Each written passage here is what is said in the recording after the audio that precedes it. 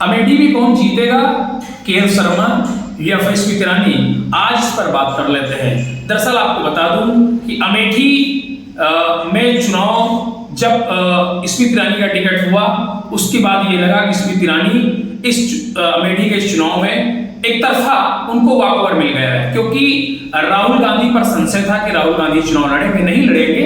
लेकिन जब राहुल कांग्रेस पार्टी ने के.एल. शर्मा को मैदान में उतारा, उस समय यही लगा अमेठी में कि स्मृति ईरानी को कहीं ना कहीं कांग्रेस ने वॉकओवर दे दिया है। स्मृति ईरानी जो लगातार पिछले 10 वर्षों से अमेठी में, यानी कांग्रेस का गढ़ कहा जाने वाला अमेठी में लगातार उन्होंने कई दौरे किए, डेरा डाल दिया।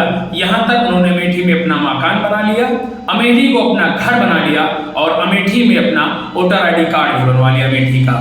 तो आपको बता दूं कि ये चुनाव जब ऐलान हुआ 2019 में, जब स्मृति ईरानी ने बड़ा उलटफेर करते हुए राहुल गांधी को चुनाव यहां से हरा दिया, तो कहीं ना कहीं बड़ा मामला सुर्खियों में आया था कि राहुल गांधी को स्मृति ईरानी ने चुनाव में हरा दिया, यानी अब अमेठी की जनता राहुल गांधी को पसंद नहीं करती है। लेकिन 2024 का जब ये चुनाव नजदीक पहुंचा, तो आपको बता दो कि अमेठी का माहौल उस समय ज्यादा बेहतर था, जब स्मृति ईरानी लगातार चुनाव से पहले ही कैंपेनिंग कर रही थी, चुनाव मैदान में वो लगातार दौड़े कर रही थी, लोगों से मिल रही थी, जनता से मिल रही थी, उनकी समस्याएं सुन रही थी। स्मृति ईरानी अपना काम कर रही थी, लेकिन इधर कांग्रेसियों का इंतजार था कि इस बार अमेठी से चुनाव कौन लड़ने आएगा। लगातार पिछले 1.5-2 महीनों में हम और हमारी टीम ने लगातार अमेठी का चुनावी सर्वे किया, अमेठी के लोगों से बातचीत की। उस दौरान यही चर्चा चली थी कि अमेठी इस बार चुनाव कौन लड़ेगा कांग्रेस से। खैर, देर सही दुरुस्त थी, के.एल. शर्मा को कांग्रेस ने मैदान में उतारा और उसके बाद ये हुआ कि स्मृति ईरानी को कांग्रेस ने अमेठी से वॉकओवर दे दिया। लेकिन जब चुनाव उस समय जब के.एल. शर्मा का टिकट हुआ, उस समय अमेठी का जो चुनाव था पूरी तरीके से स्मृति ईरानी के पक्ष में था और पूरी तरह से उनके पक्ष में चढ़ा हुआ था, यानी बीजेपी। लेकिन अगर बात की चुनाव को लेकर, जैसे जैसे धीरे धीरे के.एल. शर्मा का टिकट हुआ, उसके 2 दिन बाद ही प्रियंका गांधी ने अमेठी में डेरा डाल दिया और लगातार अपने पार्टी के वरिष्ठ कार्यकर्ताओं से मिलकर वो अमेठी की नई रणनीति तैयार करने लगी।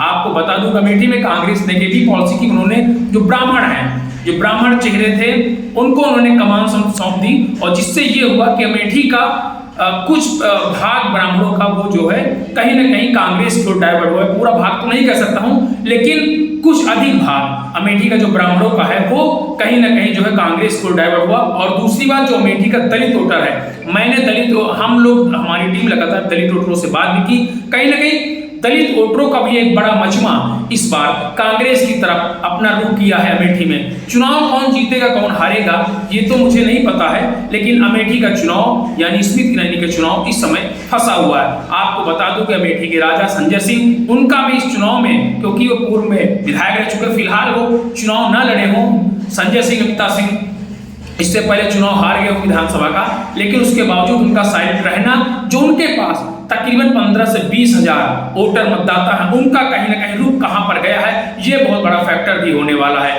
लेकिन अगर बात करें तो अमेठी में स्मृति ईरानी अपने दम पर अमेठी का चुनाव लड़ा, क्योंकि कहीं ना कहीं संगठन ने भी वो ताकत नहीं दिखाई अमेठी में, क्योंकि जैसे लगा के.एल. शर्मा को मैदान में उतारा है कांग्रेस ने, तो पूरा चुनाव स्मृति ईरानी के दम पर अमेठी में होगा और लगातार वो दौड़े करते रहे। गृह मंत्री भी सावी मैदान में दिखे अमेठी में, योगी आदित्यनाथ भी 2 बार यहाँ पर आए, लेकिन कहीं ना कहीं पूरा चुनाव स्मृति ईरानी के आसपास ही घूमता रहा।